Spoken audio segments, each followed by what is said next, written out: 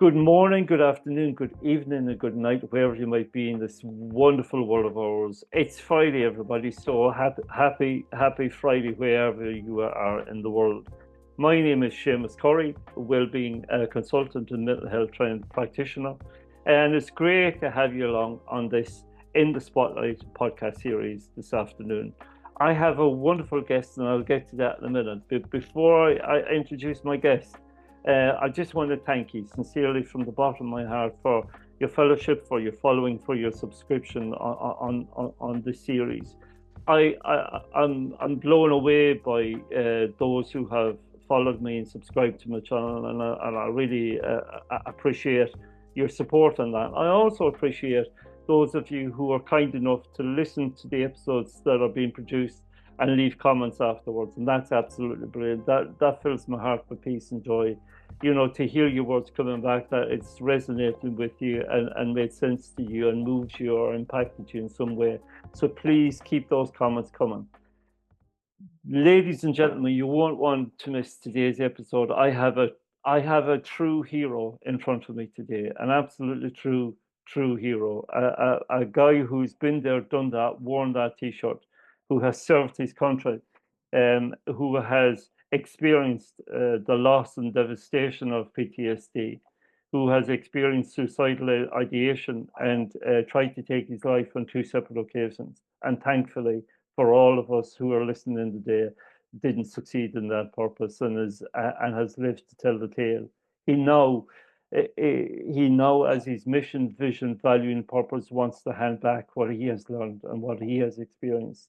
So he works to support uh, uh, the veterans in the States and across the world who have found themselves in similar circumstances by giving them faith and hope and love and support and guidance and advice across the wonderful United States of America and beyond. It's my pleasure, honor, and privilege to welcome onto In the Spotlight this afternoon the one and only Thomas Long. Thomas, good afternoon, mate, and welcome to Good In the afternoon. Spotlight.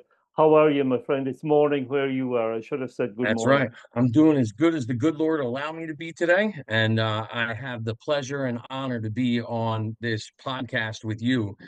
Such a beautiful person that's touched my life, and just meeting you in such a short period of time, giving me someone that I know that I have camaraderie with, share faith with, and want to help others. Amen. Amen to that, my brother. And for those of you, Thomas, who don't know you, and there must be a few people in the world who don't know the amazing Thomas Long. I sense it's very few. I sense it's very few in terms of my worldview.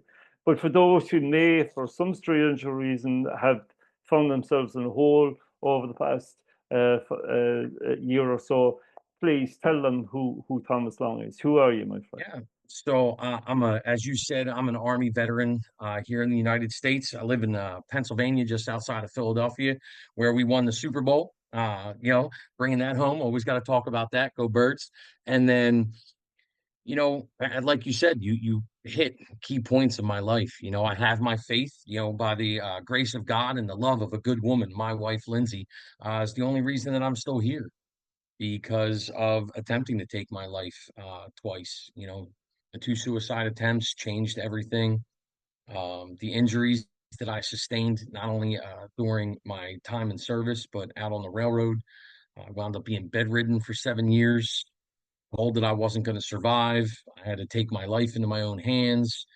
You know, um, in 2022, when the doctors told me that, I had to look at them and then look at my 4-year-old son, and then telling me that I wouldn't be here in 6 years if I didn't do something about it, knowing that I wouldn't be here by the time my son was turning 10 years old, scared the life into me and helped me fall deeper and more responsive to my faith and turn to God and find out what I needed to do and do the research and discovered that the one and best thing that I could do is focus on my health, as you talk about with the well-being and the wellness and the mental health.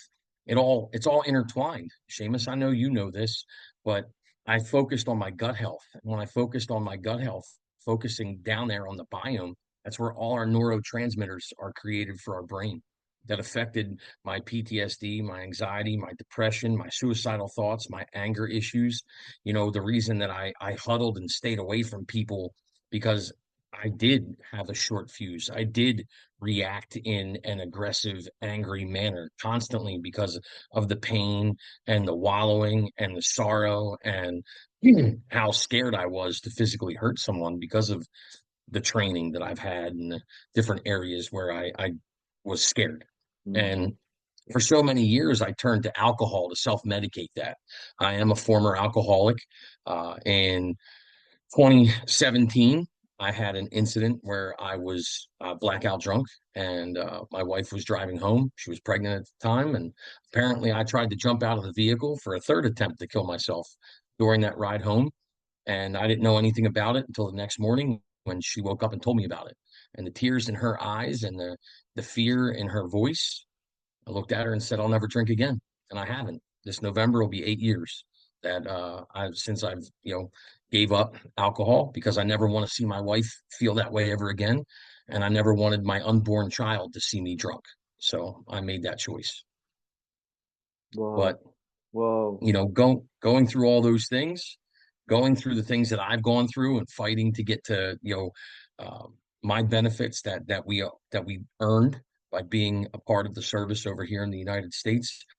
I want to take my 20 years of knowledge and all the things that I went through and try to help my fellow veterans, brothers and sisters, their learning curve, make it much shorter so they don't have to suffer as long as I did or get to the points where I got to. And if I Yeah. can just help one person do that, that's what God's called me to do right now. Absolutely. And you know, Thomas, it's a testimony to your strength and your resilience. And I know that doesn't come from you, but that comes from your belief and your faith that you know that you hold dearly and strongly and strongly to. You know, I suppose put it in perspective, what's the current situation like for veterans in the United States right now? What's the current support levels like? I mean, you know, is it good? You know, does your government look after those who have served their country so beautifully well and kept us all safe? Please don't think that the things I'm about to say reflect on the entire system or the entire nation. Yeah, Each individual veteran has a different experience with the government entities that take care of us. So my experience could be completely different than my neighbor or somebody that lives in Georgia or somebody that lives in a different state, because each one is run in ultimately by humans, and we're all flawed, and we make mistakes. So things can be completely wonderful in one area and not so wonderful in others. But my experience years ago it was horrible. Thank God for the Vietnam veterans and all those gentlemen that came before me that helped change this system, and those organizations out there that fight for us every single day, the veteran service organizations and the nonprofits that are there to help fill in the gaps yeah, that the government might not do, or they fall short at times, or budgets, or whatever the reason might be. The VA is there, and the VA does help in their way and the best way that they can. It might not be your favorite way or my favorite way, but it's the best way that they can do it. And they are there to help us and support us in the best way that they possibly can. And there's a ton of organizations in the United States that are here to help veterans, and private organizations, veteran service organizations, nonprofits, for-profit organizations that want to help us in every way they can. okay, that's good to know. And your own journey, Thomas, was such that I suppose in terms of faith, you entered a period of the dark night of the soul, and you journeyed in darkness for a long time. That must have been Yes. incredibly scary for you and scary for those around you. It definitely was. I didn't know I was in darkness. I thought I was normal at the time, but nobody knows normal until they either rediscover it or it's right in front of their face. But I didn't have much of faith. And then so I continued down that path about me, and all those things that it drives you for. And not until, finding my wife, Lindsay, and really realizing what love truly was, opened my heart and my eyes to that there was more than just me. And then seeing that and her being blessed with the ability to have our child really opened my eyes to more, and knowing that there was more, and the way that my best way to describe it is I'd never seen it before, Seamus. I'm sure you know it, being a man of faith much longer than me, is the poem Footsteps, with Jesus carrying us in the two sets of footprints and then there only being one. Well, I didn't see two sets of footprints for decades. I only saw one. And of course, in my mind, they were my footprints. And now knowing whose footprints they were have changed everything for me. How he carried me through it. Because my biggest problem and issue with the PTSD is survivor's guilt. My fellow soldiers aren't here. I was.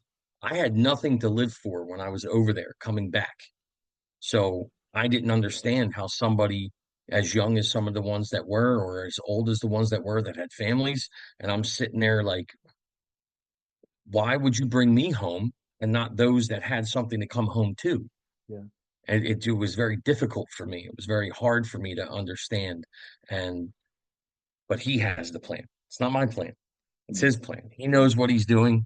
And I just need to stop questioning it and trying to put me in front of it. And now knowing that try to serve his plan makes life a whole lot easier. Yeah, it's good, isn't it? It's a good Yeah. feeling. It is a Yeah. good feeling, and for yourself as well as for me, it's only when we're really down there that we recognize, and we become aware of actually he's got our back, and he's had our back all the time. It's just that we haven't had the capacity, awareness, or perception to either understand that or see that because we were so filled with our own stuff, right? So, but as soon as we got our stuff in order, everything kind of flows from that, right? Yeah. Well, I don't know if I got my stuff in order. I just know I was ready to hear him and give him the stuff so he could put it in order Yeah, yeah, for yeah, yeah, me. yeah, That, yeah, yeah, yeah. that's how it worked out for me, and knowing that I'm doing his work through me for my fellow brothers and sisters as much as I possibly can, in the veteran community all over the nation, and expanding into the UK and doing anything that I can to help anyone over there is fills me with joy. Doesn't tear my energy away. I actually get more energetic when I'm involved in talking about it and being involved in it. And it's amazing because of how spending 7 years laying in a bed, you think you'd have more energy. But now being as busy as I am and being as involved in doing the things that I'm doing, I feel like I have more energy now than I ever did. Absolutely. I mean, and that's amazing, my friend. It's a true turnaround, and it's a true witness to God's love in your life that he's created a new role for you, a new mission, as it were. Yeah. And And, and and it's I sense that it's a mission that doesn't have an end date, right? correct so far. Yeah. Yeah, And don't get me wrong, just because I've gotten physically better than I yeah, was, mentally a little bit more stable, doesn't mean that I don't, have the issues of, you know, the night terrors and the hallucinations and those things. They still happen um, constantly, but they're more manageable than they ever were. yeah. And I pray more than I ever did. And you know, people might see me like doing this podcast, but then they don't see me afterwards. What I have to go through after the podcast is over. Yeah. Those are the things that are still real, that still exist, that are still there because it never goes away. You just learn how to be able to manage it and deal with it to be able to get through what it is that you need to be able to do to be a small productive part each day. Absolutely.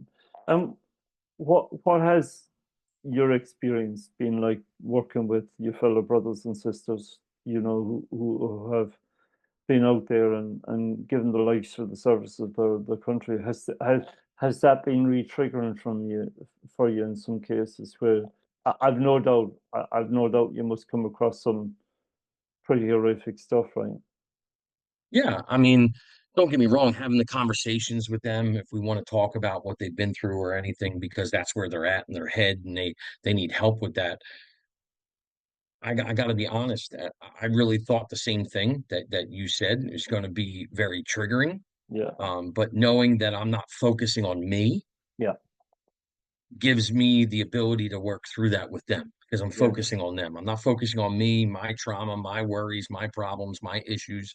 It's not about me. It's about my fellow brother or sister that I'm working through it with and talking with and seeing where they need help, what I can do to add value to them, what I can do to get them assistance in what area that they possibly can.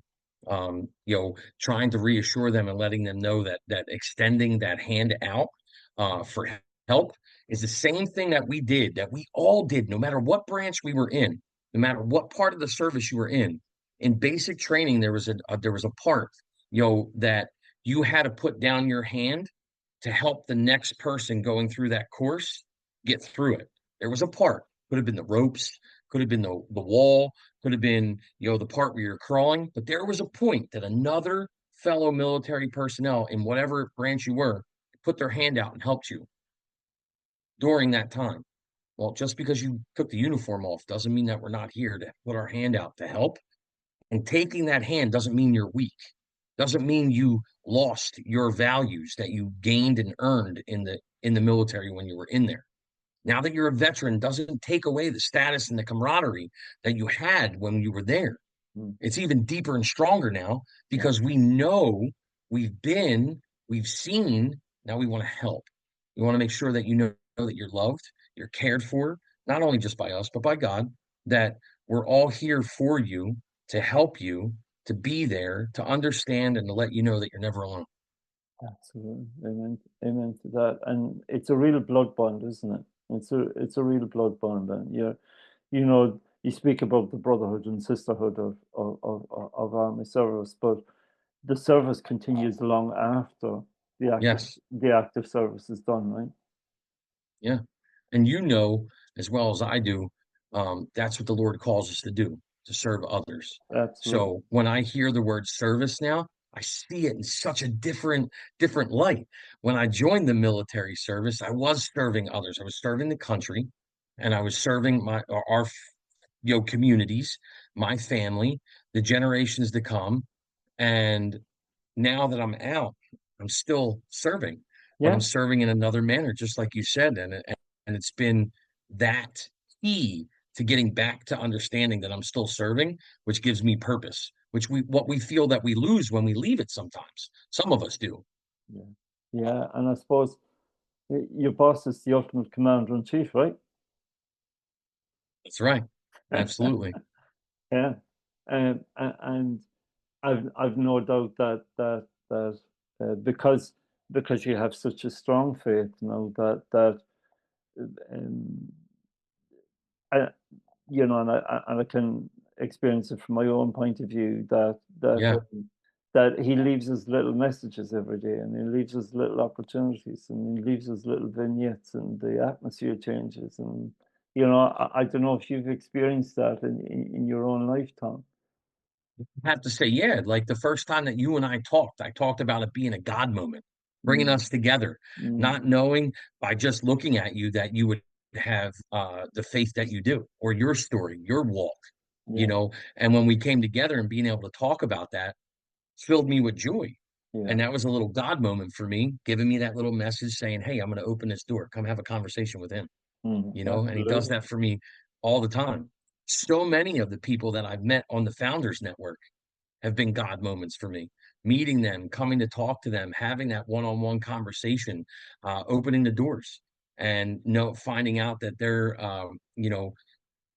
faith-based and moving forward. And all the organizations that I'm working with right now in the United States, he keeps opening the doors because each one of them talk about God, talk about Jesus, talk about open and being faith-based in behind their organization, which I would have never known that and been open to that if Yeah, he wouldn't have opened my eyes. yeah. So it's funny, and you mentioned there, your plan wasn't necessarily his plan for you, and now you're living his plan, which, everything seems to be flowing a lot more freer, right? Yes. And I think it's through our faith we're guided, and it's through our intuition we're guided, and it's when we truly listen, then we're guided, right? Yeah. Well, you got to be open to it, that Yeah. frequency, to feel it, to hear it, to move with it. Mm, It's mm. very invigorating and freeing at the same time. I feel like I don't have as much sitting on top of my shoulders as I used to. Does it free you up? Does it lighten you, Tom? In the work that you I do? feel it has. Yeah, yeah, Yeah. I completely agree with you. I totally feel it has. yeah, absolutely. You can let go of quite a lot, right? Because you know the commander in chief has got your back always, Right. That's right. always. And there's nobody better to have my back that way. I don't think so. I I don't think so, and it's better than any drug or any pill or any toxic liquid or anything that you might put into your body. I think when you divine that, and when you understand that, and when you experience that, I personally think there's nothing else better in the world, right? That's right. Yeah. I'll be honest, with the amount of alcohol that I used to consume on a daily basis, I would have never thought that I was able to quit like I did. I Yeah. didn't go through, I'm not putting anything down for transitions or, the modalities that people need to be able to go through to give up substances of any sort. I didn't have to. I I was blessed to, woke up that morning, said I was never going to do it, never did it. Never had to go to a meeting, never had to do anything like that. Um, but I never thought I would be able to. When I was drinking, I never thought there was a problem, didn't think it was an issue, didn't think there was anything wrong with what I was doing, and how much lighter and easier my life feels without it was, I could have never fathomed it. Yeah. Yeah. No, I appreciate that. I absolutely appreciate that. To to some extent, absolutely to some extent, and your life, your life just. Uh, I'm going to use the word miracle, but you are a miracle, Tom, right? In God's eyes, every single one of us are. Yeah. So, I'm not going to try to be self-centered and say I am the miracle, but what he's done with me is definitely a miracle for me. Yeah, and being that, we have a responsibility then to share that knowledge, as you say, that knowledge, wisdom, experience with others, and Yeah, lessen the path for them, make it more smooth. Take the rough stones away, so it's an easier path to walk, right? yeah, absolutely. I mean, I might not be the best at evangelism, but I know I'm always willing to open a door and have that conversation and talk if somebody's interested. I, I think Evangelism isn't my strong point. I think you would make a great evangelist, man. I could see you on TV. I would follow you. I absolutely would follow you. Yeah, I absolutely would, my friend. I think you have it, and I think when the Spirit speaks within you, man, it flows through you and it flows out of you, and you resonate. And certainly my experience, having had that short initial snippet of the conversation in terms of the Founders Network, it was definitely a God moment. It was definitely a spirit moment. It was definitely a moment of true connection, right? From Yeah, from from I two believe it. guy from two guys who are coming at this from two different sides of the block, right? Yeah, two different sides of the pond, right? Isn't that Yeah, what they yeah, call it? Yeah, yeah. But who resonate in terms of their experience, and both of yeah. us have found ourselves at the bottom. Both of us have found Majorly different stories. majorly different, but Yeah, the synergy and the connection between us is incredible, absolutely yeah. incredible. And the other episodes that you've done and the people and the conversations that you've had have just been phenomenal Thank with you. the way that you direct it, and you're so open to what it is that they do. Yeah, A lot of times you'll go out there and you'll listen or you'll see a podcast and it's dominated by the person that's doing the interview, but you show your support for everybody that you bring on by opening your enormous heart and listening to what they have to Thank say and you, my what's going friend. on with them so it can be heard by your followers. No, I absolutely appreciate that, and I thank you for that. That means a lot to me coming from you, my friend. That means a lot. Because what I try to do is create spaces for people to share their stories. It's not about me. I'm just a vessel. I'm just a facilitator, right? I want people to be heard. I want people to be seen. I want people to be understood. And in the work that you do, Tom, working across the United States at the moment with your veteran communities, it's Yeah. absolutely incredible. How wide is your reach at the moment, Tom? Is it just Pennsylvania and a company in the States, or are you nationwide? Are you 52 states? So, I mean, technically, with the apparatus that we're using right now, it's global if you needed Yeah, it to be. yeah, Anywhere anybody is. I've met a couple veterans that were from the US that now live in Australia. I'm trying to help them in any way that I can.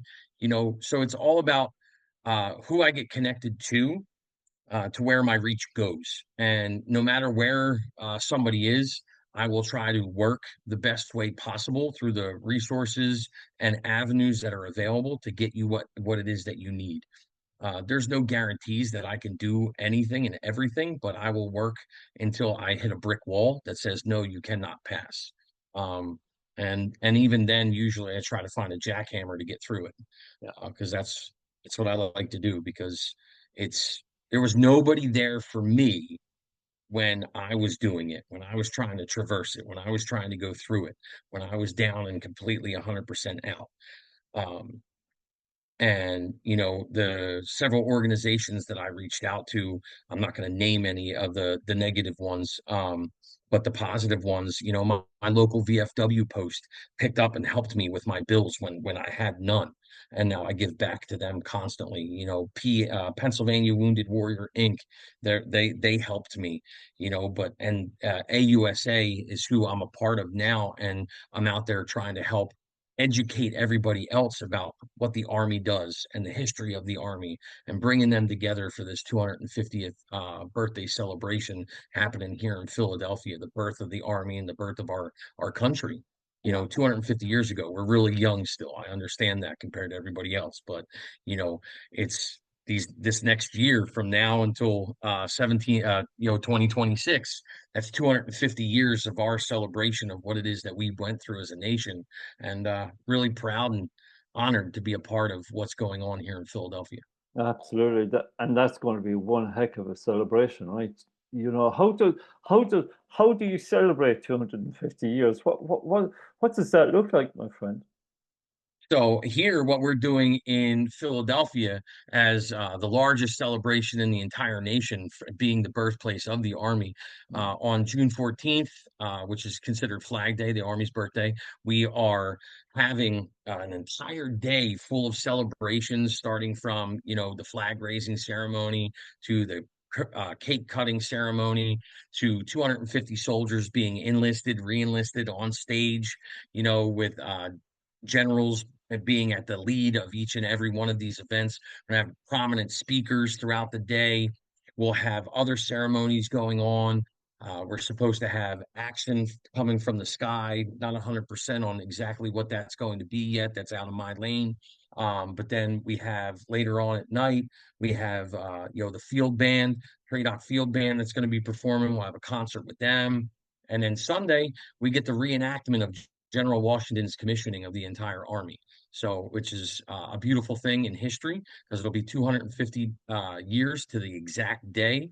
So they'll have people dressed in garm, the correct gear and clothing from 1775 all the way up to 2025 when he does his Wow. pass and review and stuff. So it's a real tie-in of history, and then we'll lay some wreaths down at the Tomb of the Unknown Soldier in Washington's Square, and that'll end our celebration of 2 days. So Wow, pretty that's amazing for incredible, me to my be a friend. part of it.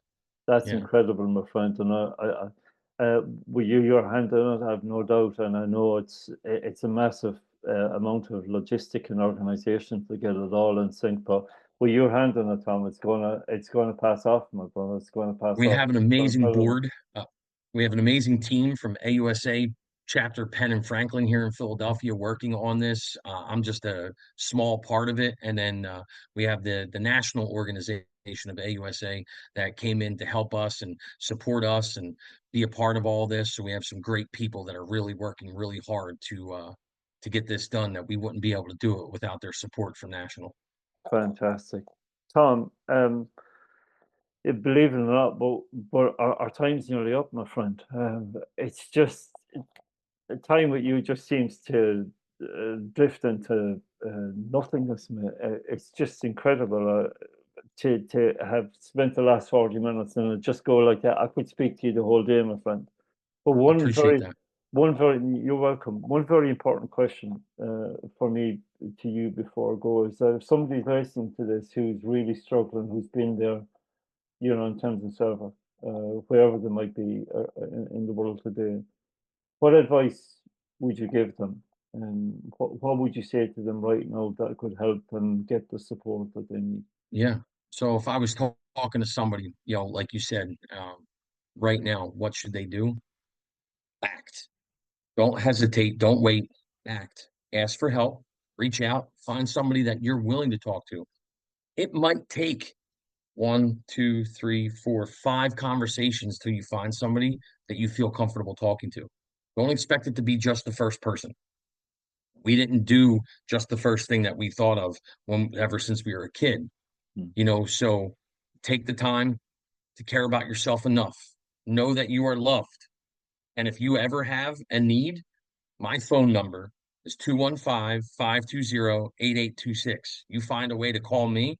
I answer my phone no matter where the number is coming from or whatever. Because if there's ever a veteran in need, I'm there to answer my phone.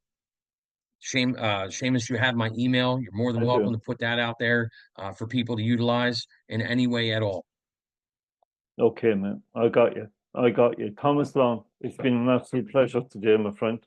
I know it's morning time for you. It's you've added the perfect cherry to my Friday, my Friday, my friend. And I have longed for this episode for such a long time, and to have finally, got it down and got it recorded with you has been an absolute pleasure. Thomas, I wish you well. I know there's a heap of work to be done before that anniversary comes to, and I know you're actively on it at the moment. I wish you well in terms of the work that you do and continue to be an apostle for hope as you go out to minister to your community of brothers and sisters across the United States. And you are an apostle of hope. You're you're God's messenger, mate, to recognize what can happen when we truly put our faith in the ultimate commander in chief, right? Who Yeah. has our back. Roger that. Yeah, I really appreciate that. It's been a true honor to be here. Veteran Biz Connect, we're here to help in any way that we can. And I really greatly appreciate the fact that you took the time to put me on here and to have 40 minutes to talk with a beautiful soul like yourself brings joy to my heart and energy for the day. So cherry on top for me as well. Thank you, my friend, and you have a great day, Thomas. God bless.